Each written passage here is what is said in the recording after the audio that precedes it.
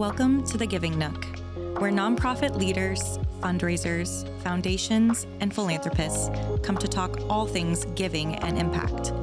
I'm Courtney, founder of The Philanthropy Place, a nonprofit consulting firm and your go-to fractional fundraising partner. I've spent my career in the nonprofit space helping organizations raise more, stress less, and build fundraising strategies that actually work. And now, I'm giving those insights straight to you. Whether you're in the fundraising trenches, leading a nonprofit, or just curious about how to give more intentionally, you're in the right place. Let's dive in. Welcome back to the Giving Nook podcast. I'm thrilled to have this week's guest alongside me, a new friend, a colleague in the space. Please welcome Sidney Smith, who's the Chief Operating Officer at Nonprofit Connect. Welcome, Sidney. Hey, I appreciate it. It's a pleasure to be here. I like it. Amazing. Yeah. Well, we're going to dive into a few things today. For those of you that don't know, he's going to share a lot about Nonprofit Connect, probably some board experience as well, or tips and tricks in that space. But let's go ahead and just dive in with sort of your story. I would love to hear personally what brought you to this point to Nonprofit Connect and your background in the sector. Wow. So that's a loaded question. But so what brought me to Nonprofit Connect? So I would tell you that I'm a Kansas City native, right? So I have been here my whole life. Mizzou grad, so M-I-Z for all the Tigers. So here we go. But previous to my experience at Nonprofit Connect, I was at a nursing home. So for people that's familiar with the Kansas City area, Swope Ridge Geriatric Center, 59th and Swope Parkway. And so I was a nursing home administrator during COVID. Okay, so not fun, right? Not fun at all. Very tough time. But what was unique about that nursing home was that it was a nonprofit nursing home, independent. And so what I needed was, I knew how to operate a nursing home. I did not necessarily know how to fundraise and do the extras when it came to bringing in more revenue that was outside of operations. And so I did a Google search one day, and Nonprofit Connect comes up and was like, Executive Director Institute, learn how to fundraise as an executive director. SEO was awesome, right? And so I end up joining that cohort 2021. And literally probably 7 or 8 months later, right, I'm on the team. It's wild how that works out. That is amazing. Yeah. Okay, so would you say that your experience sort of running and as the executive director of the nursing home, right?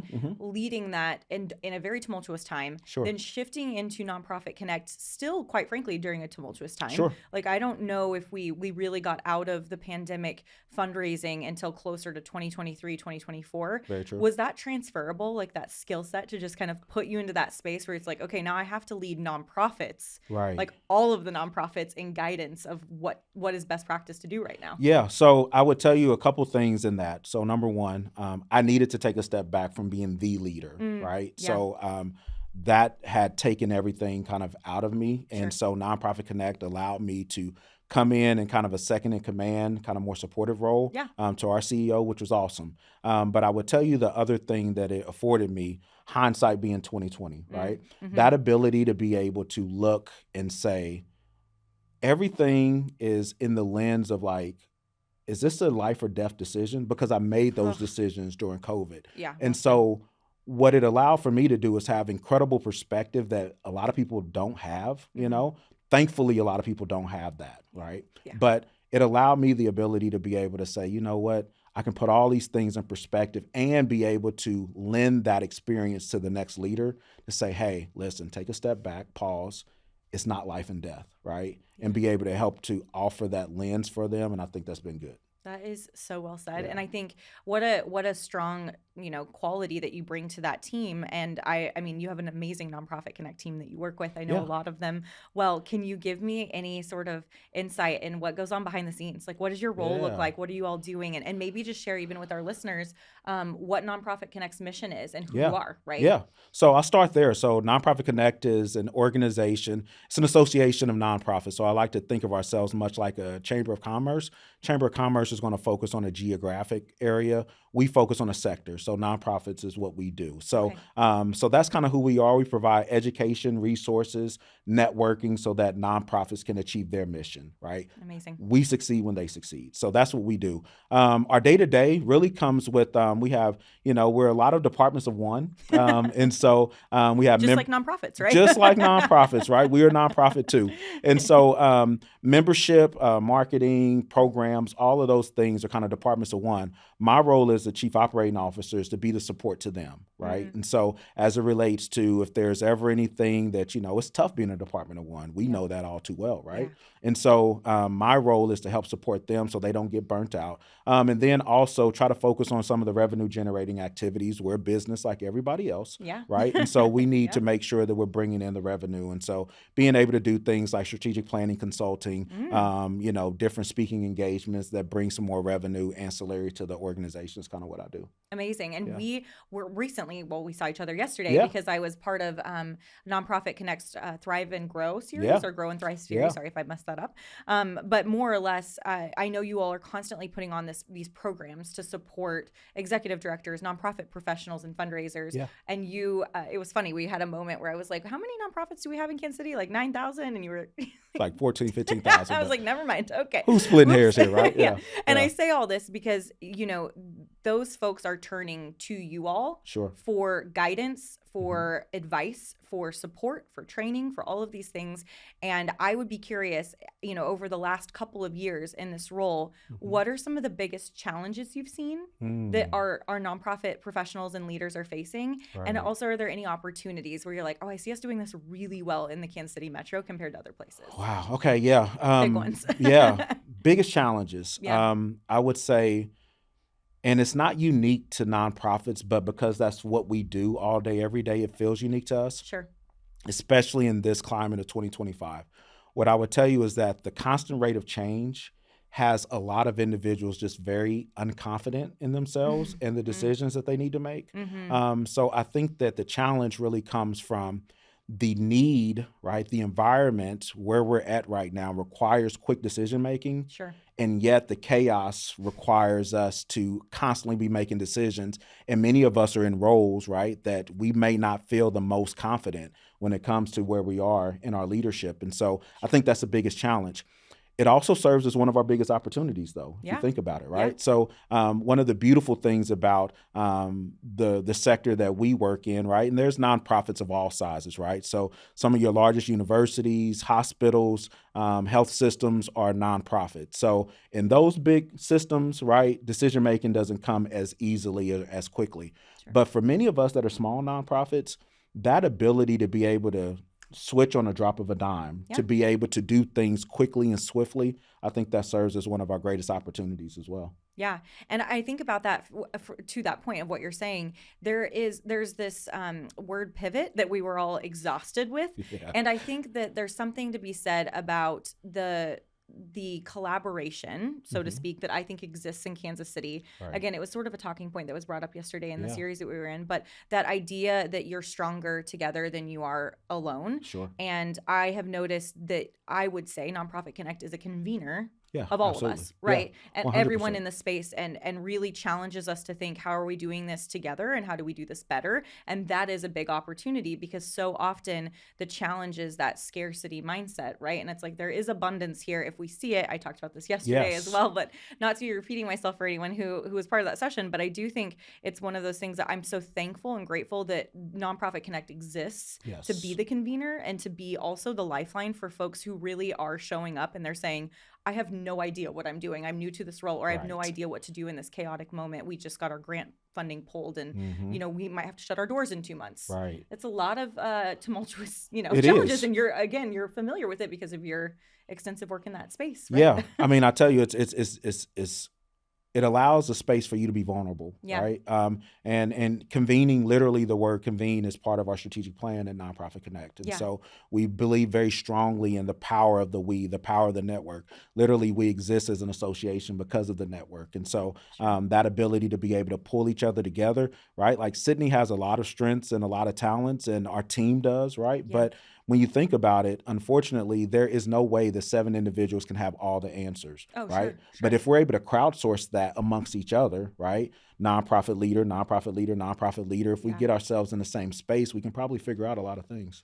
And I'm curious to build on that, with so much going on with your programming, because if you check out, first off, you can become a member, right? Yes, So I want to yes. take a moment to talk Yeah, about membership, sure. if you don't mind. That was Yeah, kind of like off the cuff, but I myself I'm a member. I yeah. have been a member under multiple entities throughout Right. the last 5 Yeah. years. I highly recommend it. Do you want to talk Yeah. just a little bit about membership? I Absolutely. know it's not your Yeah. space, Yeah. but No. So membership is we serve as an organization. So we have membership is based off of annual revenue. Okay. And so if you're a brand new nonprofit, startup nonprofit, or you just don't have a lot of annual revenue, 50,000 or less, Okay. then you come in at our lowest tier. I think is 175. Yeah. All the way up to our highest tier. So we're talking about your big nonprofits, $10 million in annual revenue or more. Those organizations are probably a little bit around, I don't know, 1075, 1100, somewhere a Yeah. year. But what we try to do is grow with you, right? Yeah. So the legal name of Nonprofit Connect is Nonprofit Connect Network Learn Grow. And that is intentional, right? I That's how love that's what we're filed with the Secretary of State. Yeah. And that grow is we want to grow with you, right? And so Mm. hopefully through education, training, professional development, us working alongside you, it allows you to be able to take those steps and hit those benchmarks, and we'll grow with you. And so we're your membership fee. So thank you, Ching. Right? Be a member today. Right, This exactly. is our selfless Yes. plug. To that point, with so much going on with the workshops, the programs, Yeah. the awards, Yeah. all of these awesome things that you all do. The events are amazing, you all. Yeah. I mean, you all just had the nonprofit Connect Award Awards celebration. celebration last week. Was Last it already Tuesday, a week? Oh my just a gosh, week it was already ago. a week ago from Yeah, today. yeah. So that being said, how do you all actually decide where to invest your time and your Sure. capacity as a limited team? We talk a lot about it in the nonprofit space. As everyone says, highest and best use of my time. Where is that Right. spent? Literally. With a team of 7, Right. when you're deciding programming, when you're deciding Mhm. what events to do, how do you all attack that? Yeah, it's not easy. I'll Okay. tell you that. But what we try to do is we try to give each leader autonomy to be able to Mm. understand what the big picture is, right? And so I encourage everybody, if you're in a leadership perspective in your organization, give your leaders the space to be able to make decisions. And Yes. so we try to do that, and we try to be very cognizant of what's going on, right? So Sure. we knew coming into 2025 that advocacy was going to be important. Yet that hasn't been something that's been traditional of the Nonprofit Connect team, right? Mm-hmm. And so beautifully, we have one of our members. Shout out to Virginia Pennington. She's our office administrator there, and she has extensive depth of knowledge when it comes to advocacy. Okay. And so between Virginia's knowledge and expertise in that area, as well as so we have members of Nonprofit Connect. Mhm. Nonprofit Connect is a member of the National Council of Nonprofits. Yes. Okay. And so for those that Thank may you for not saying know, that. yeah, Yeah. so National Council of Nonprofits, if you have heard about the organizations that have taken the federal government to court, Yeah. National Council of Nonprofits is one of those leading organizations. And so we draw a lot of knowledge and resources from them, and we try to dispense that to the nonprofits. Yeah. Amazing. Yeah. And thank you for bringing that up, because they're under their current leader. I mean, I'm so impressed. Yes. Fearless. Yeah, Diane, Fearless. she's Oh, incredible. she's fearless. Yeah. And it's really special to see right now, with the chaos that's happening in the Yeah. sector. And, I think there's a little bit of whiplash going on, so to For speak, as sure. well. For sure. And this is a great segue into talking about sector-wide trends that you're seeing, right? Mhm. It's a very interesting time. We all made it on the other side in some capacity through the pandemic. Sure. And this administration is just posing a little bit of a, kind of chaotic moment when it comes to federal grant funding for a lot of folks. And it's touching a lot of different missions. Yeah. Beyond that, or even going deeper into that, Sure. are there certain sector-wide trends that you're seeing, even if it's just Kansas City focused, that would be an interesting thing to kind of point out to Yeah. folks? I think one of the things that really strikes me is I strive to be that I try to look at business in its totality. Mm. And so what I would tell you is that although it feels very hyper-focused on the nonprofit sector, Yeah. the business environment is chaotic right now, right? You think It's a about nice reminder. Thank you. you Yeah. think about Yeah. tariffs and all of those things, right? Like those things are affecting all types of industries and all types of business. And so what I would say is that the trends of it being kind of a little chaotic, kind of helter-skelter right now, Yeah. like that is just the business environment right now in 2025. unfortunately for many of us as nonprofits, we don't have the runway, the resources to be able to really weather a whole lot of chaoticness, right? True. If chaoticness is a word, It's we're gonna make it a word. It today. is this year in Yes, 2025. exactly, right? And so I think that's a trend. I also see it's an unfortunate trend, but it's a trend of us losing great people out of our sector. Yeah. Either through forced layoffs or dissolution of organizations altogether, or quite literally people just becoming burnt out, right? Because we're not that far off of COVID times, right? Yeah. And that was super stressful in our sector. Yeah. Right. Yeah. And so you have that. And now here we are once again, a whole lot of funding uncertainty. Is just you have a lot of good people that are leaving our sector, unfortunately. Well, when we talk about, even just 5 years ago and being stretched thin, and I a lot think about that kind of chaos fatigue that I really see. And it's been really interesting in the last couple of months, specifically because I feel like there was this moment where I genuinely think it took until last year in 2024 for people to breathe easy. And I was like, okay, are we stabilized? Can we launch this campaign? Can we do this thing? Should we still do this event? Like all these things were, now it was like strategic planning was an overload last year. I feel like everyone could finally see straight and breathe. Right. And now here we are again. And so I appreciate what you're saying and would love to hear any, tips or tricks or insights you want to share when it comes to people feeling stretched thin because they're being pulled in yet again a million different directions with, again, a little bit more of a chaotic environment than the norm. Do you have any sort of like, this is what I would say to you as a leader to leader of how to spend your time so you're not so stretched thin? Yeah. So I think that you have to make sure that you put on your mask first, right? Take that airline advice, put on your mask first, and recognize that a lot of the chaos that we're dealing with right now, quite frankly, is a lot of noise and rhetoric. And you have to understand, right, where we are right now, that just because something is said doesn't mean that it's going to actually take effect, right? And so I think as I'm talking to nonprofit leaders is just be very mindful of the fact that, listen, just because we hear things doesn't mean that those things are going to come to fruition. And specifically, your communities need you to be as present and as charged as you can possibly be. And so just be mindful to put on your mask first. There's always more work to do tomorrow. And so don't allow yourself to get so burnt out to where you have to leave, right? So, because we need you, right? The community needs you. So that's what I would say. I think what everyone needs is just you preaching to them that weekly. I would come. Right. I'm like, yeah, it's a good reminder. And to your point, the rhetoric piece of it, I notice a lot of people starting to put in serious panic mode into their staff. And I think that's one thing of, we all see what's being posted on LinkedIn. We can see the news. I mean, everyone's kind of aware of what's being said. And also my advice to any leaders, just building on what you said, Cindy, is really just taking a moment to say, you're supposed to be the calm in the storm, right? And so the moment that you start to panic, even though it could look like potential furloughs, layoffs, and as you mentioned earlier, you don't want to see anyone dissolve or close their doors. That's the last thing we want in this sector, unless it's because we work ourselves out of a job for the right reasons, not for the wrong reasons.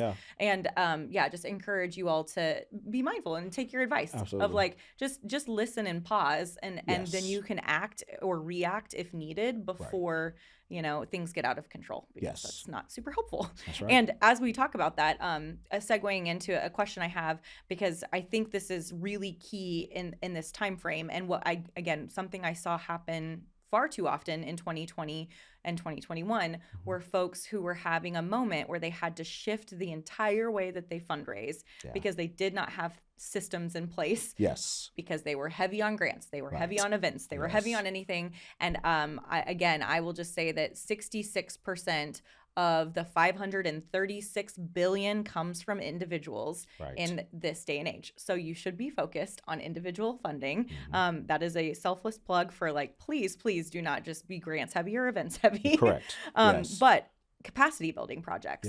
Because so often people are like, well, how do I get to this next phase? How do I execute on this strategic plan or this campaign or all these things that I think folks started to put in place last year? I think so. Do you have some good ideas of ways that donors can think about ways to support nonprofits for capacity building? Because I know we see it and it's this weird,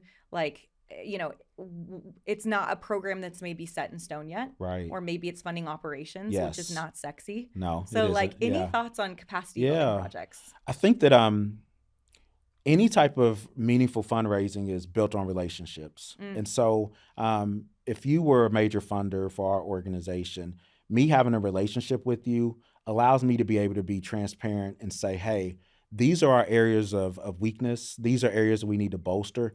And any person that understands business understands that you have to invest before you see the outcome. Yeah. Right. Yeah. And so, that ability to be able to have that type of conversation with your funders, be it individual funders, the funding community at large, the public at large, if you're able to say, hey, listen, we could be more effective if, right? And then you outline what that looks like. Yes. And what that looks like has a dollar amount tied to it. And we're Yes. hoping that you would support us because it's going to allow us to be able to have that impact on the back end. I think if we're able to do that and be really transparent and lean on the relationships that we have, I think that might be a good way for us to go. And I love what you're saying because it's a focus on not only relationship building, but storytelling as Yes, well, right? absolutely. And so often there is this, again, I talk a lot about abundance mindset instead of scarcity mindset, as we all do in the sector, but it's like, are you actually storytelling, as you just mentioned, from an abundance mindset, not a like panic, all fire alarms, and that's not also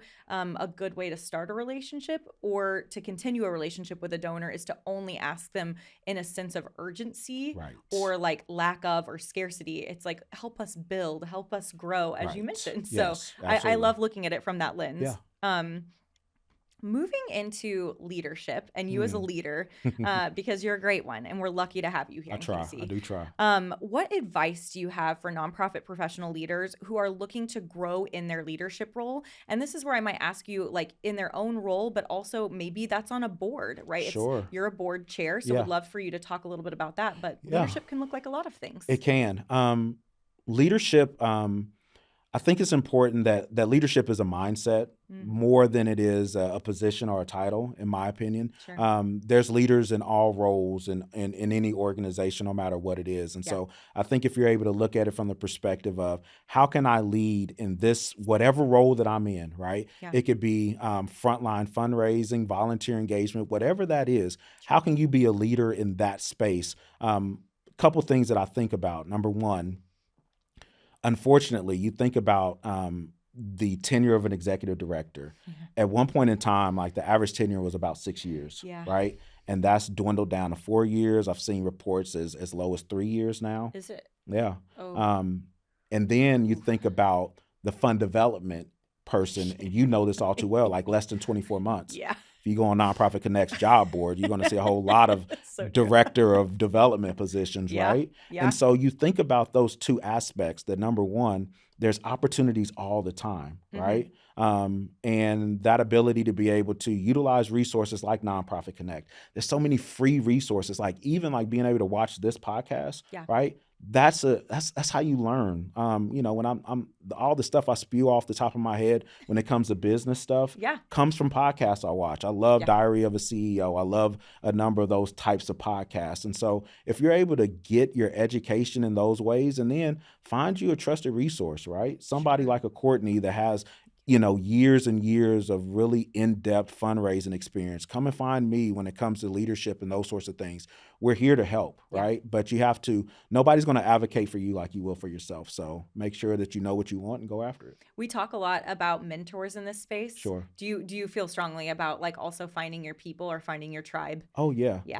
Literally you find your people and those people may change as you change as a leader, right? Well said. So I have mentors that I've had with me since college. I've added over time because there are neat things and skill sets that I needed to gain that I might not have from my existing mentor. So I've had to go out and seek those things. So sure. Yeah. At what point, I guess I should say, did you know that you were ready to take this to board leadership? Yeah. Like, what was that transition where I feel like there's folks out there and they're like, I want to volunteer, I want to do this, but am I ready to take on that responsibility of a governing board for an organization? Because it's quite a bit, right? Yeah, it is. It is. It is work. Let me be very clear. If you are going to serve on a board, it is like taking on a part-time job, and it is highly or very oftentimes it's uncompensated, right? Sure. And so, but that is what service is. That's what it is, right, in many ways. What I would say is that if you're thinking about board service, find out the things that interest you, right? Yeah. And so, that might be youth, that might be, housing stability, food insecurity, whatever it is. Find out what those things are. Find the organizations. And, a great way is just start off as a volunteer, right? At that organization. Yeah, Just I love that. go volunteer, say that you would love to be able to serve in any type of capacity. And I would tell you, not before long, they'll come knocking at your door and say, hey, Sidney, do you want to serve as an official board member? But and then you just work that trajectory, right, from board member to executive committee to vice chair to board chairs. Just, a well-functioning nonprofit has that succession plan in place. So sure. And I feel like you've seen it all. I mean, I know that you're a current board chair, you've volunteered, you're in this space. I know that your breadth of like what you've witnessed or experienced in this space is probably a lot because you've been exposed to more missions than most, probably, right? Yeah, and nonprofit professionals. Is there any kind of story or moment in your nonprofit career specifically that has stuck with you and actually reminds you of like your why? Just to get a little personal. Yeah. Oh, wow. It's a great question. My why. I would tell you that my why has always been service, right? And so I remember vividly I had a well-known pastor here in the area, oversees and shepherds a large church here.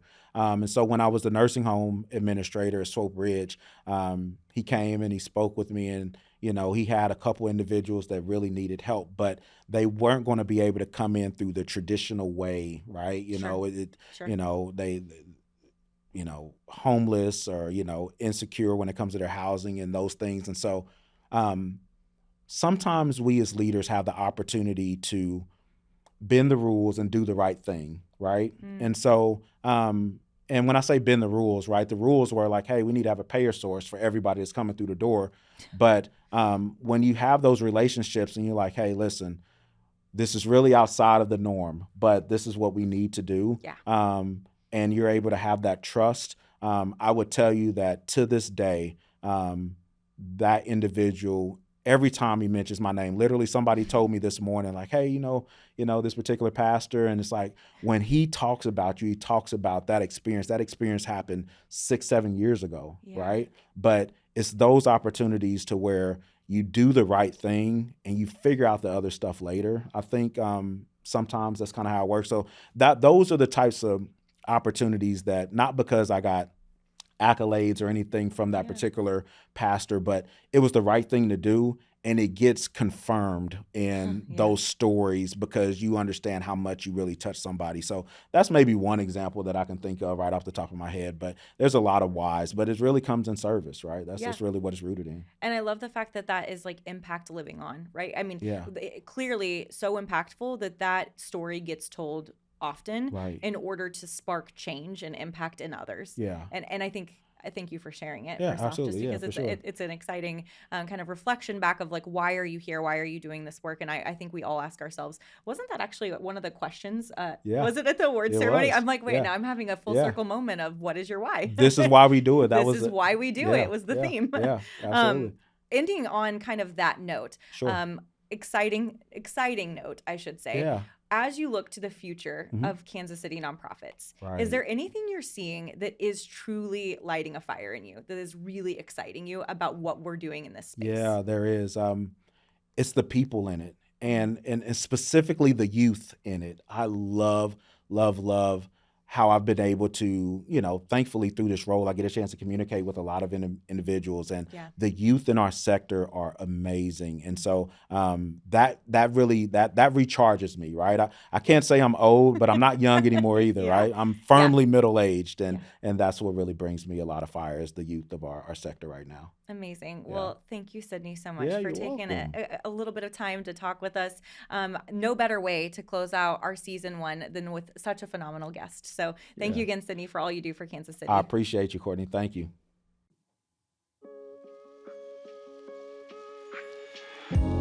And that's a wrap on this episode of the Giving Nook. I hope today's conversation gave you something, whether it's a fresh idea, a new perspective, or just a little more confidence in your fundraising journey.